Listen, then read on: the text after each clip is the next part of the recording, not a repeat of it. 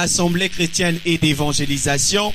Pour plus de précision, la référence est le fond de Tietier, parking Malamine, entrée de la Poudrière en allant vers le bar Kodia, à la 5e ruelle, à votre droite et 2e parcelle, à votre gauche.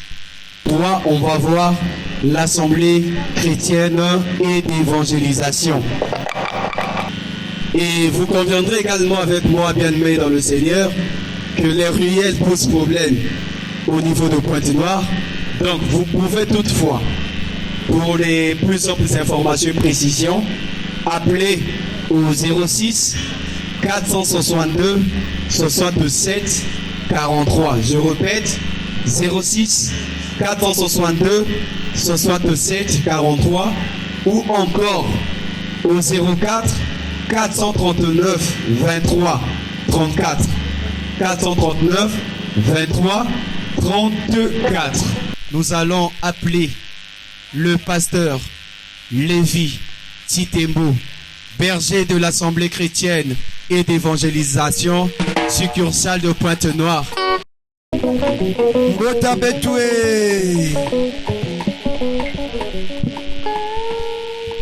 Une fois de plus, c'est pour moi une joie que l'Assemblée chrétienne d'évangélisation, conduite par son oint Aimé Michel Titembo, a organisé dans la ville de Pointe-Noire une grande campagne d'évangélisation dans le but d'éclairer les enfants de Jésus-Christ. Véritablement une joie pour moi de constater, en tant que berger de l'église ACE Pointe-Noire, de constater la présence massive des asséistes et de nos chers invités. Je vous remercie pour votre présence ce soir. On acclame pour cela. Que ce Dieu-là vous bénisse.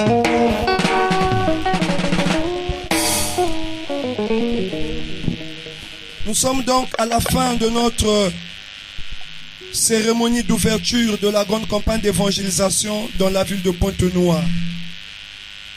Je m'en vais avant de clôturer cette séance. Préciser deux choses. Pour cela, très respectueusement, je vous invite à prendre place.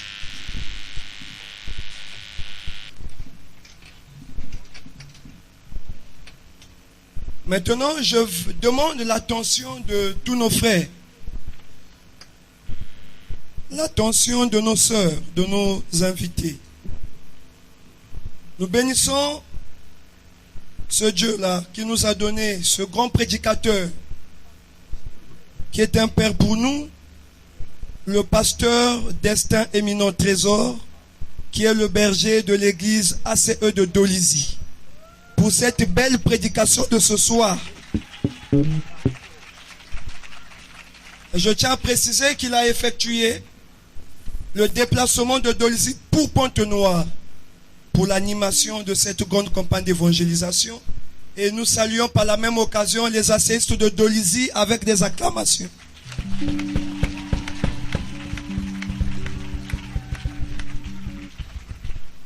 Nous savons que l'ACE dans le monde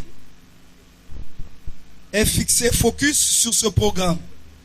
Et donc je m'en vais d'abord remercier et saluer notre envoyé de ce temps que nous appelons affectueusement Aimé Michel Titembo.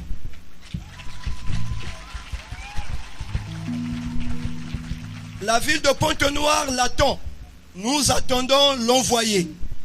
Parce qu'avant la fin de cette campagne d'évangélisation, lui-même va prendre la parole pour faire asseoir les âmes en ce qui concerne la vérité des Écritures. Car la Bible déclare, vous connaissez la et la vérité vous. Et donc je salue par la même occasion tous les asséistes de Brazzaville qui sont en direct et qui suivent ce programme.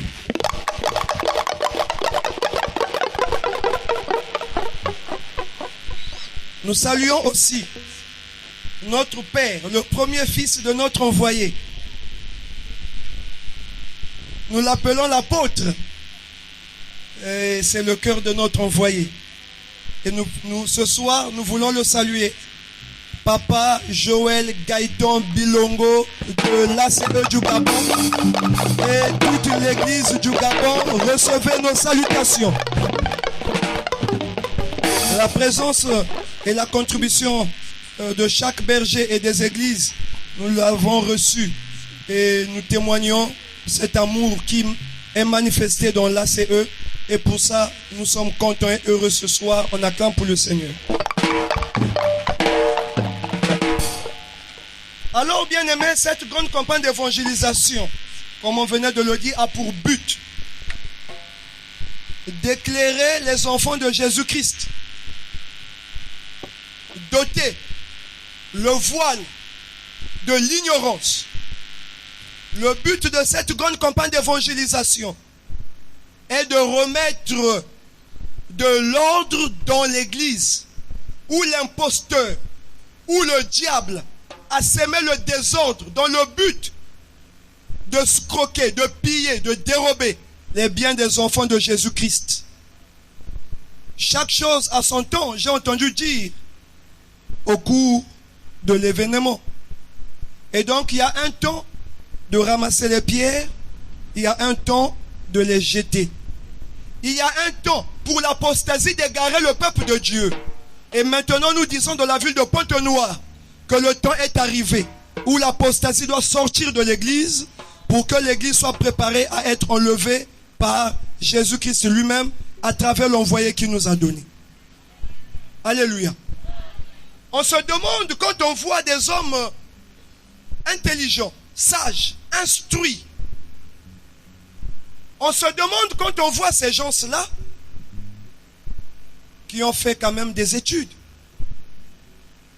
Nous pensons qu'ils ont la capacité de réfléchir, qu'ils ont la capacité de penser. Mais quand même, ils arrivent dans une église.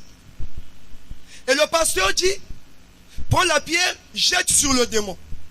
Et ce monsieur que je pense intelligent, qui réfléchit, prend la pierre, il jette sur un démon qu'il ne voit pas. Quand on lui pose la question, le démon est charnel? Non. Le démon est comment? Spirituel. La pierre est comment? Charnelle. Comment quelque chose de charnel va frapper quelque chose de spirituel? Et on est motivé, on est zélé. On constate même, couper avec les machettes dans l'église. On est en train de couper les liens. On est en train de couper le démon qu'on ne voit pas. Et nos chers imposteurs, dans l'église, nous ont montré la violence. La prédication de Christ, la prédication de l'amour a été transformée à une prédication de violence, à une prédication de méchanceté, à une prédication de haine.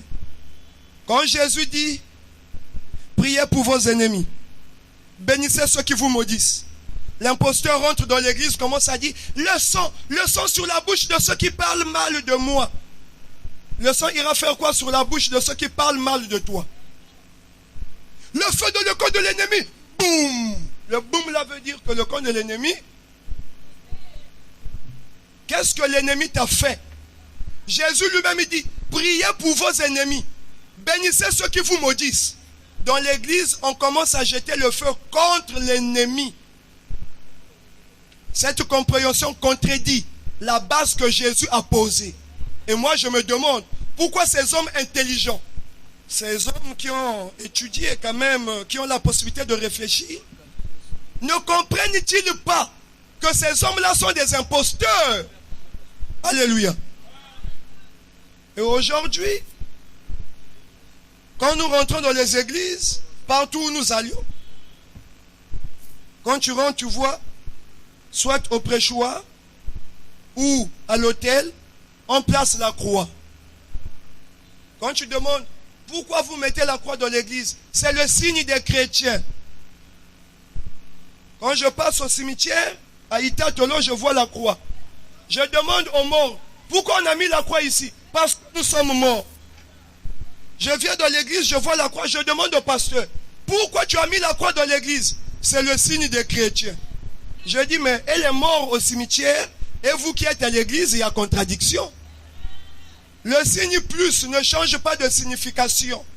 Le signe plus ne change pas d'importance. Le signe plus sert à additionner. Alléluia. Donc, si j'ai appris le signe plus, je peux additionner les billets, je peux additionner les mots, je peux additionner des objets. La croix ne change pas de signification. Si, quand quelqu'un meurt, on met la croix, mais quand je rentre dans l'église, on met la croix, on commence à changer de signification. Que veut dire la croix dans l'église? Pourquoi nous mettons la croix dans l'église? Et aujourd'hui, on se promène même avec des chaînettes de la croix, parce qu'on nous a enseigné que la croix chasse les démons, la croix nous protège. Dans l'Assemblée chrétienne d'évangélisation, nous venons pour repréciser les choses. Nous voulions que vous puissiez sortir de l'égarement, de l'aveuglement, car le diable n'agit que dans les ténèbres. Une fois que votre esprit est éclairé, alléluia, comme on venait de le dire ici, un homme ne sauve pas. Alléluia. Nous, quand on se met debout, on dit, il n'y a pas un homme puissant. Tu vas te mettre debout pour démontrer ta puissance à qui? L'église appartient à Jésus. Il y a un seul Seigneur, un seul puissant. C'est le Seigneur Jésus-Christ, car il est le roi des rois, le maître des maîtres.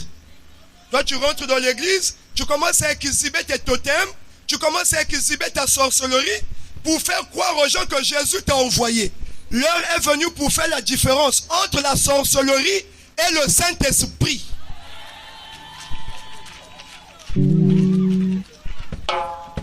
Et on nous dit quoi? Non, nous sommes au temps des miracles. Un ministère où il n'y a pas de miracle, il n'y a pas Dieu. Mais la Bible dit que personne ne vous séduise d'aucune manière. Car il faut que l'apostasie soit arrivée auparavant. Qu'on ait vu paraître l'homme du péché, le fils de la perdition, l'adversaire qui s'élève au-dessus de tout ce qu'on appelle Dieu ou de ce qu'on adore, jusqu'à s'asseoir dans le temple de Dieu, se proclamant lui-même Dieu. Ne vous souvenez-vous pas? Je vous disais ces choses lorsque j'étais chez vous. Car le mystère de l'iniquité agit déjà, mais il faut seulement que celui qui le retient encore ait disparu. Alors paraîtra l'impie. Alors paraîtra l'impie. L'apparition de l'impie se fera par des prodiges et des miracles mensongers. Ça veut dire qu'il peut y avoir un miracle dans l'église, mais rien ne prouve que le miracle là vient de Jésus. C'est pourquoi dans la Bible, Jésus dit, de tous ceux qui sont nés de femmes, il n'a pas paru de plus grand que Jean-Baptiste. Cependant, le plus petit dans le royaume des cieux est plus grand que lui. Jean-Baptiste n'a fait aucun miracle, mais Jésus a jugé qu'il était plus grand que Moïse. Donc pour Jésus-Christ, le plus grand, ce n'est pas celui qui fait des miracles, mais c'est celui qui donne la vie à travers sa parole. C'est pourquoi ces hommes-là, ces imposteurs-là, vous réunissent dans des églises, exhibant la sorcellerie, faisant des miracles pour vous dire que Jésus les a envoyés.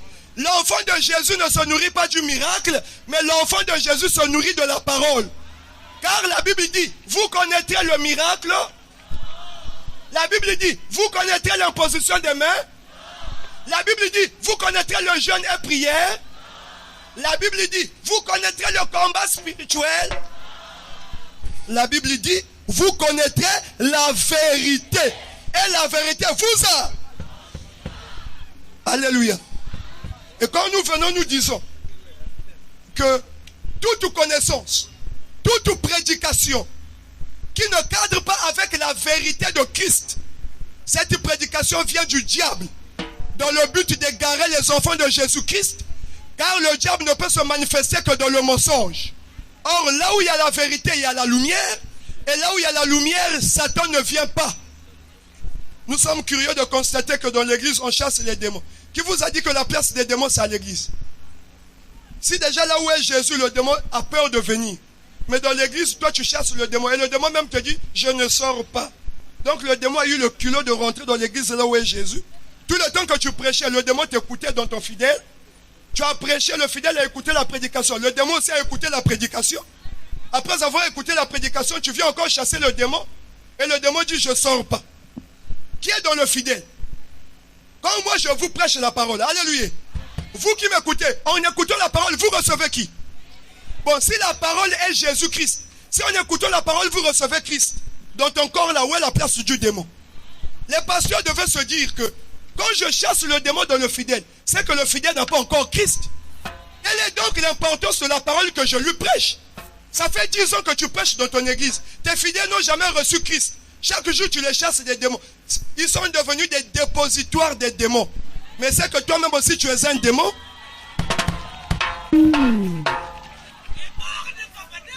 Alléluia. Tout le temps que Papa Lévi prend la parole de la ville de Pointe-Noire, on dit ne l'écoutez pas, ne suivez pas ce qu'il dit. La Bible dit, la Bible dit. Nous vous donnons l'occasion, par la suite de notre programme, de venir lire la Bible devant les asséistes. Vous allez ouvrir la Bible pour démontrer que la prédication que vous donnez aux enfants de Dieu est la vérité que vous venez de Dieu. Mais maintenant, ce soit notre objectif. Alléluia. C'est de vous apporter la lumière. Et cette lumière a été apportée ce soir. Quand nous avons dit, qui a le droit d'ouvrir une haie et de conduire les enfants de Jésus, n'a le droit de conduire les enfants de Jésus-Christ que celui que Jésus a. On va le reconnaître par les miracles. Celui que Jésus a envoyé, on va le reconnaître par son habillement. On va le reconnaître par quoi? Si tu veux savoir ce que vaut un homme, si tu commences à nous dire que la croix c'est le signe des chrétiens, tu nous fais peur. La croix veut dire c'est la fin d'une vie. Là où il y a la croix, il y a la mort. C'est pourquoi au tombeau on met la croix. Si dans l'église on a mis la croix, c'est que l'église là est un. Donc quand je rentre dans l'église, on a déjà mis la croix. C'est que le pasteur me dit, tu vois pas ici que c'est un tombeau? Qu'est-ce que tu fais ici? Tu vois pas ici, c'est un tombeau. Donc moi quand je vois une église là où il y a déjà la croix, ça veut dire je n'entre pas, puisque c'est déjà un tombeau. Et on nous dit quoi? Jésus est allé mourir sur la croix, c'est pourquoi on met la croix. Le Dieu que nous adorons, il est assis sur le trône. Il intercède pour nous. Après la crucifixion, on a enlevé le corps de Jésus sur la croix. On l'a enterré, il a ressuscité. Il est allé dans le ciel, les apôtres ont vu. Le Jésus de la croix, c'est le Jésus que vous adorez, le Jésus Satan. Nous ne voulons pas que vous adorez le Jésus de la croix. Notre Jésus n'est plus sur la croix, notre Jésus est au ciel. Et il nous envoie son serviteur pour nous éclairer.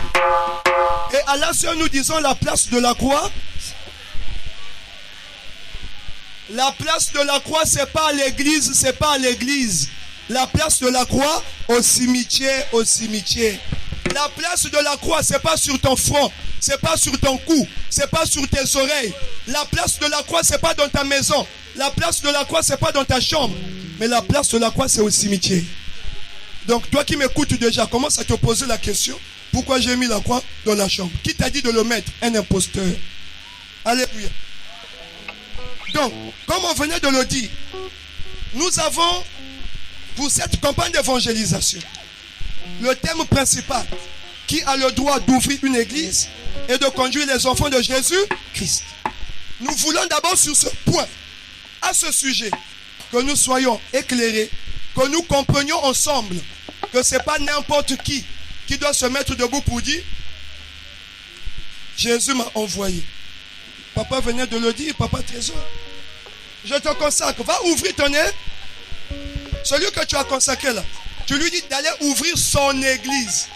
Jésus a dit, sur toi je bâtirai mon nez. L'église appartient à un homme ou à Jésus. Quand tu dis, va ouvrir ton église, tu deviens Jésus. C'est Jésus qui bâtit son église sur son envoyé.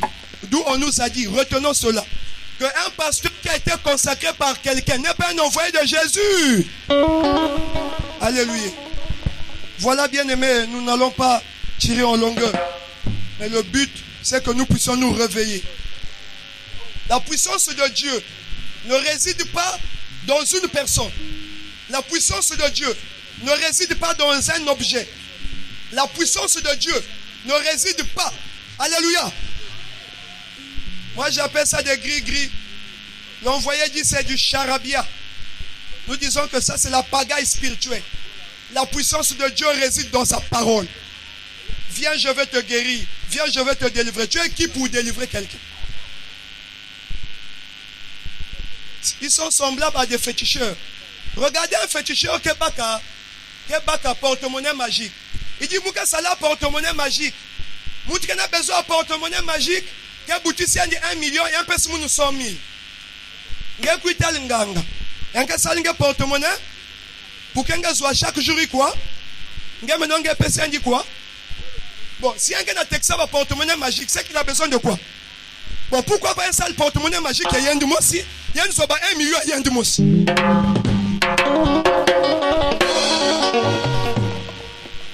Recevez, soyez bénis. Je reçois.